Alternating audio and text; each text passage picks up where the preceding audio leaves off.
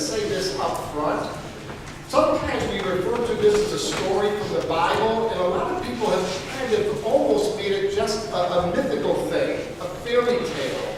It is not. It's an account from the Bible. It's a true story with spiritual dividends. And so we will be looking at that this morning, and I hope you'll look at it in that vein. Also, I want to welcome James and Rachel. They're with us today, the newlyweds. And so glad in your bulletin, you do have an outline that has the scripture therein, and you can also follow along. You can fill in the blanks if you desire to do so. If not, if you just want to pay attention, but then later on want to refer or reflect back onto your bulletin insert, just go to our website, and there's a place you can download the outline already filled in. It's a cheat sheet, so to speak. So you can go to the website and do that if you want to later on this afternoon. 1 Samuel chapter 17, verses 32 through 51, and this is what the Word of God has to say. Don't worry about this Philistine, David told Saul. Now Saul is the king of Israel. He says, I'll go fight him. Don't be ridiculous, Saul replied.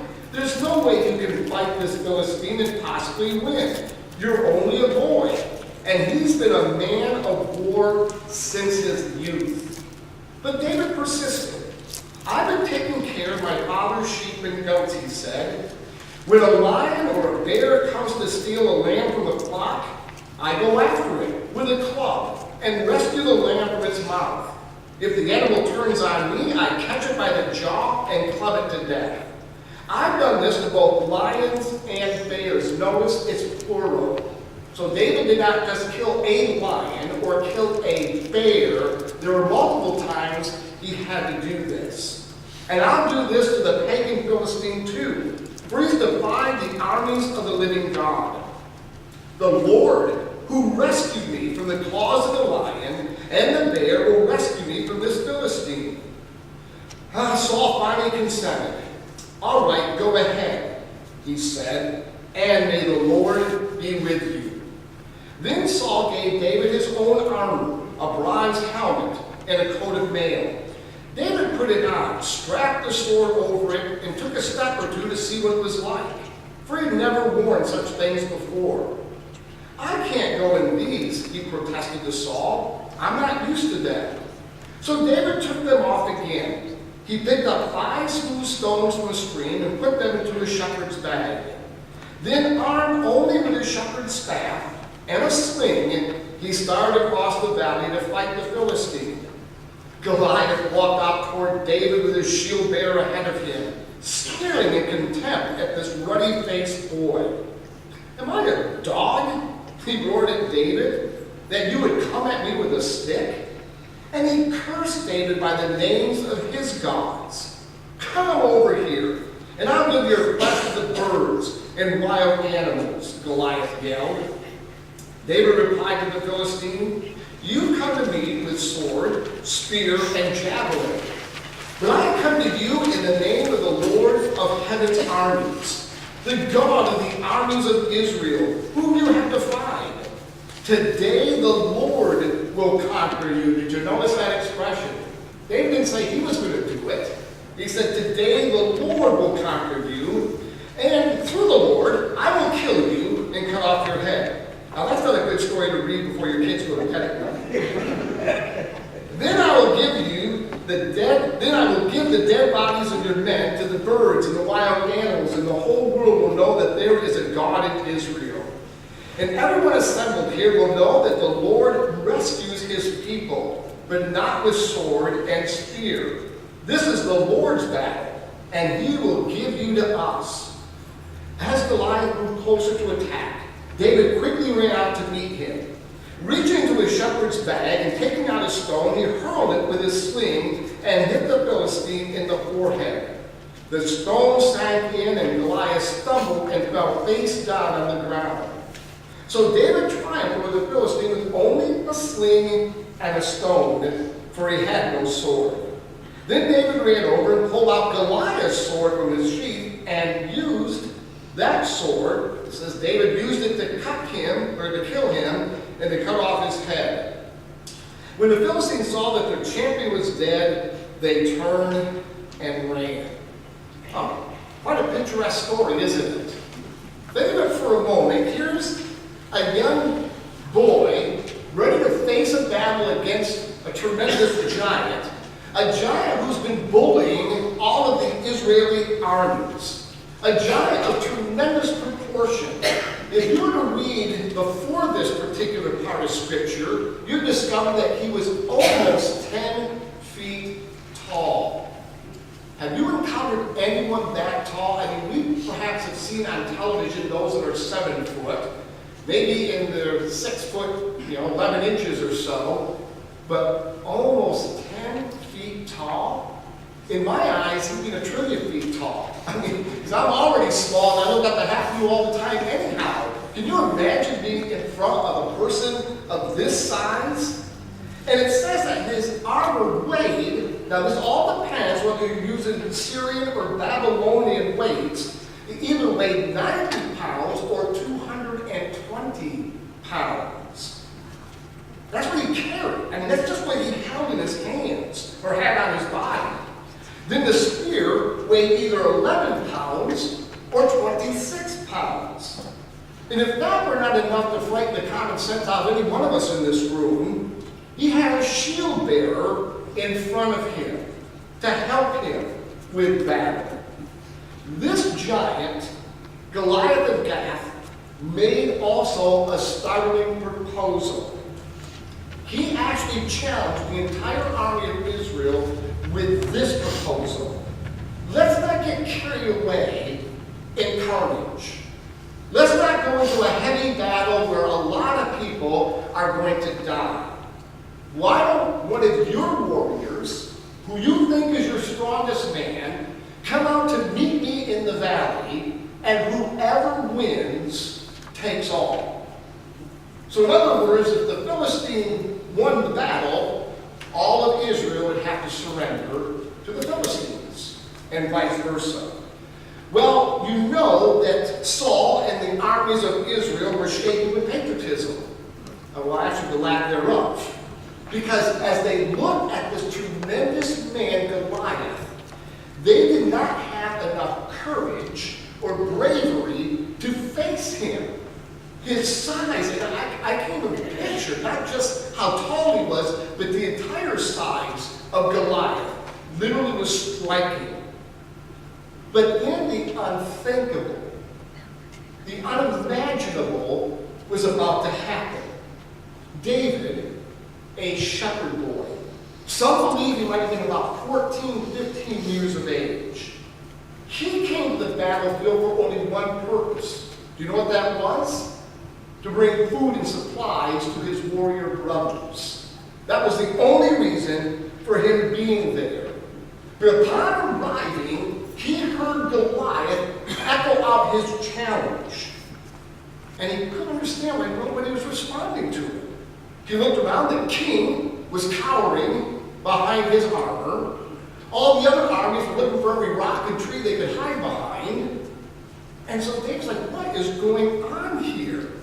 Do you understand that we have the God of all ages, the God of creation, fighting for us? And so he convinced Saul to go out and face Goliath. And thus we have the scriptural account today. You know, it's little wonder that children find this story so remarkable, except for the cutting off of heads and that sort of thing, because they're thrilled by a story where there is victory from the underdog. A story that gives all of us hope when we face the giants in our life. And although you and I will never have to face Goliath from Gath, good thing, because his very presence would cause my meltdown. And let me just go on a tangent really quick here. When my wife and I took our very first full-time pastorate, it was in Garden City, Kansas. I mean, we were young and we were new to ministry. And there was a knock at the parsonage one day, and there was a huge guy, and he was over 6 foot. Big guy. His name was Kenneth Yeager. And he did not ask if I would help him. He literally told me, you will help me. And I looked at him and I said, yes, I do. I wasn't about to argue.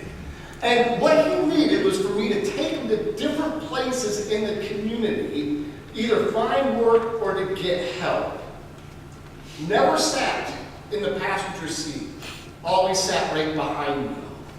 When I left in my car, my wife always wondered if I would come back. And that's serious. He was that kind, he had that kind of personality as well as size. And anytime he wanted to tell me something, he'd come over the car seat with his hands on my shoulder.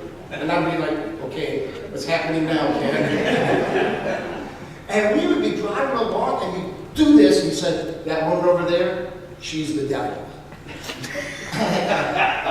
No, I don't think she's the devil, Ken. She may have, things that's wrong in her life that she needs to turn over to the Lord. But people after people he called the devil. I mean, determined they were devil. He had a mental illness. And here I'm driving him all over the place.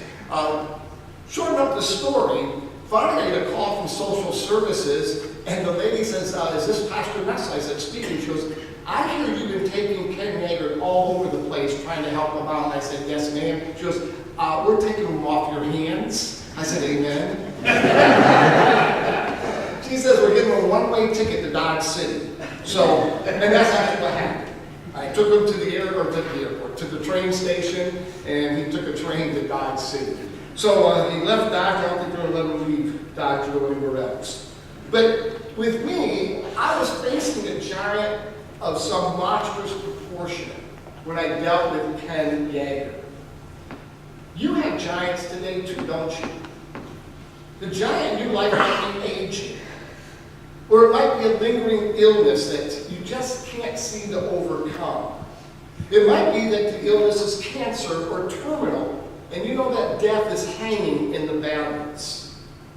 But you know what? There's also giants of addiction, giants of bad habits, giants of abusive nature and characteristics, giants of destructive attitudes.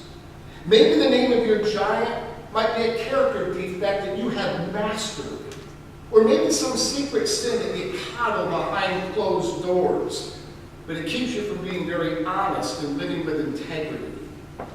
This account gives us literally hope that no matter how small we appear, the giant that is before us isn't big enough to overcome us. We can be underdogs that win. You and I are overcomers. However, we need to be careful with this biblical account. We must avoid allowing it to degenerate into a moralistic example of how the weak and the good can triumph over the strong and the evil. Because there's a lot of examples out there where the strong and the evil seem to be the overcomers. This is a biblical story with spiritual significance, as I mentioned at the very beginning. It's a story not about David's miracle, although oftentimes that's what we look at it as being. It's a story about God's power and how by faith you and I can possess this awesome power ourselves. So today's challenge is simply this. Get a hold of God, don't let go, and then watch as God begins to do what He can only do in helping you overcome your giant, or giants, if that be the case. So as we break this story down, we're going to look at three aspects of it. First of all, no one is exempt from giants. Not any one of us in this room are going to live through life free from facing a giant. Our experience of fear in the face of some great threats, that's universal. There'll be times in our lives when we feel very small and inadequate in relation to something looming very large before us. Am I right? Have you been there before? Maybe some of you are thinking you're there right now. We have wrestled with the very things that David is wrestling with when he looks at the Goliath before him. But you know what? All he had was a slingshot. You know, I don't think I'd be very good with a slingshot. The only thing I would hit with a slingshot's the back of my head, I think, as I would be swinging that thing around. And I read this, and it says that David killed his lions and tigers and bears. Oh my. I really don't think spiders and bees and crickets fall in the same category. This is about all I've ever killed. But how do I draw hope as I read this scriptural account? Well, it really flows from David's own lips. He did not enter that battlefield relying on his own expertise. He knew he was no match for Goliath. He was a boy of 14, 15 years of age. But listen what he declares. The Lord will deliver me. The Lord will deliver me. And then when he ran across that valley towards Goliath, he says, I come to you in the name of the Lord of hosts. The wherewithal that you and I possess to defeat the giants that come before us will never be self-sufficiency. It never will be weapons that you and I have sharpened or created by our own hands. It's knowing personally the Lord of hosts. Then we can boldly say to any of our enemies that stand before us, I come to you in the name of the Lord. So get lost or go down. It's your choice. But when you have the power of Christ within you, you have all the strength and the resources you're ever going to need. And another thing I want to mention really quickly before I jump on to point 2, there are no new giants out there. Some may be new to you, new to your experiences in life, but all giants are ancient. They just simply change their costumes. So understand that.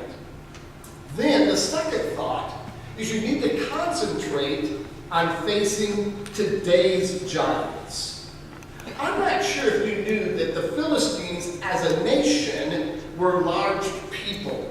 Perhaps Goliath being the largest, and that's why they set him forth, or maybe the most skilled warrior.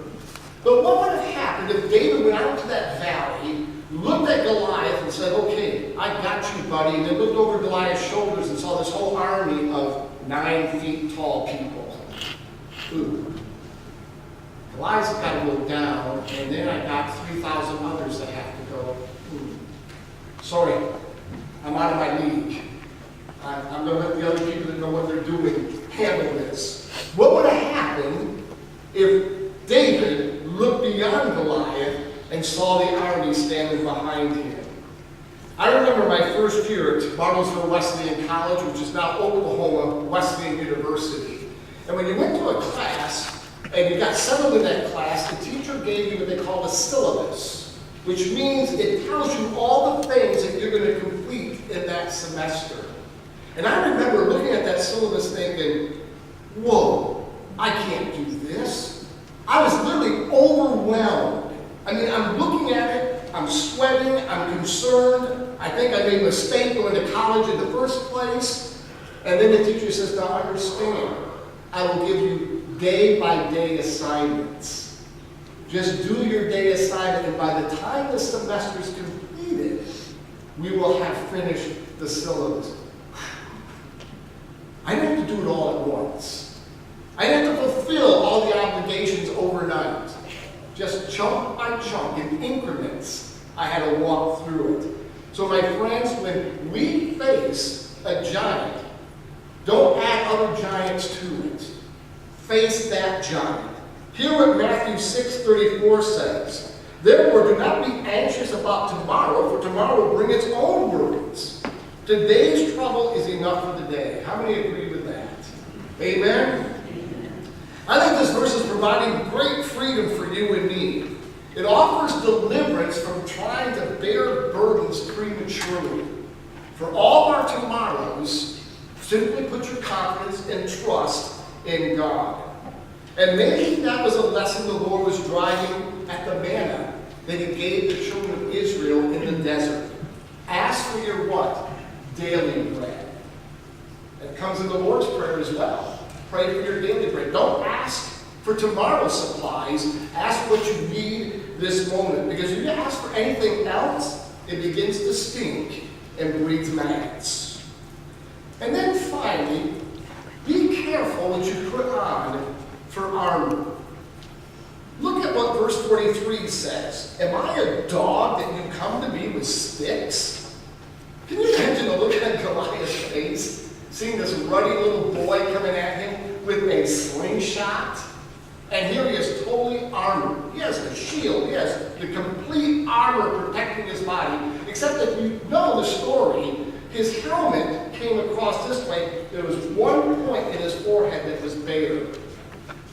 I don't know what the percentages are of a stone hitting that precise point to drop Goliath. But when David let go of the stone, you know what? God guided its direction. Even if Goliath tried to move, the stone probably would have moved with him. And it hit him the only place there was no protection.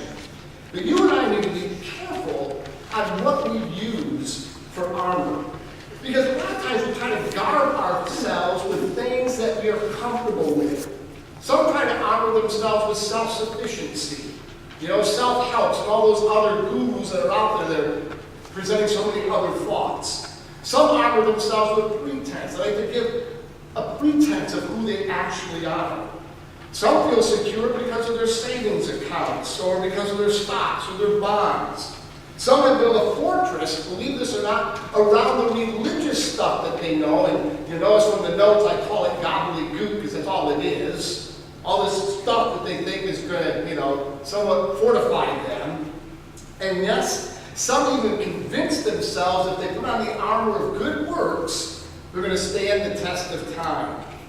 But here, what Ephesians 6, 10 through 17 have to say, and let me tell you, when we get back, Penny and I, from Ireland, the first message I'm going to share on our arrival is God's spiritual toolbox, which is going to flow directly from this text I'm about to read. Because this is the armor you and I need to bear. And I'm going to take time at that point to describe the armor in detail. But listen to these words. Be strong with the Lord's mighty power. Put on all of God's armor so you'll be able to stand firm against all strategies and tricks of the devil. For you're not fighting against people made of flesh and blood, but against the evil rulers and authorities of the unseen world, against those mighty powers of darkness who rule this world, and against wicked spirits in the heavenly realms. Use every piece of God's armor. Did you catch that? It's not yours. God's armor to resist the enemy in the time of evil, so that after the battle you will still be standing firm. Stand your ground, putting on the sturdy belt of truth, and the body armor of God's righteousness, and some translations say the shield of righteousness. For shoes, put on the peace that comes from the good news, so that you'll be fully prepared. In every battle you're going to need faith as your shield to stop the fiery arrows aimed at you by Satan. Put on salvation as your helmet, and take the sword of the Spirit, which is the Word of God. I'm going to ask our praise team to come back to the platform. Some of you may be aware of what I'm about to share. Back in the late 1950s or the early 1960s, I'm not sure exactly when it happened, but a renowned atheist came into a community. And he rented at the convention center, and he made a challenge. He was going to show that there was no God. He was going to do lecture after lecture to prove that God did not exist. But he challenged pastors and any Christians that would like to come and argue with him to be present on that last day of debate. And so that day came, and the place was filled. I mean, from community people, from churches, the like. He gave his presentation. He made the challenge. Nobody did anything. He started mocking pastors. He knew a few, and he told them, I said, you don't have anything to say? Because his defense was so solid in his way of thinking and the way he presented it, they were shaking their boots. They were like the children of Israel and King Saul. They literally had nothing to say, to argue for their faith in Christ Jesus. And he was laughing at them. Then in the balcony, something miraculous happened. A teenager not a pastor, not a theologian, not one educated in all this religious stuff. A teenager stood up and began to sing, stand up for Jesus, ye soldiers of the cross. Lift high his royal banner, it must not suffer loss. From victory unto victory his army shall he lead, till every foe is vanquished, and Christ is Lord indeed. And as he began to sing, Christians all over the place stood up and joined in the song. And he says, that doesn't help. That's not an argument. And he was getting frustrated and mad. And all of a sudden, all through the place was echoing the song of standing up for Jesus. People were standing up, balcony, on the main floor. He got so mad, he ran out of the place, got in his car, drove down a bit, stopped because he was so frustrated and angry what happened, got out of the car. He could still hear them singing in the conference center. My friends, you and I have the power to be overcomers, not because of our way of thinking or our personality or self-sufficiency, but because of the Christ who lives within us. Will you stand and sing victorious? Verses 1 and 3 of 646, stand up for Jesus, ye soldiers of the cross.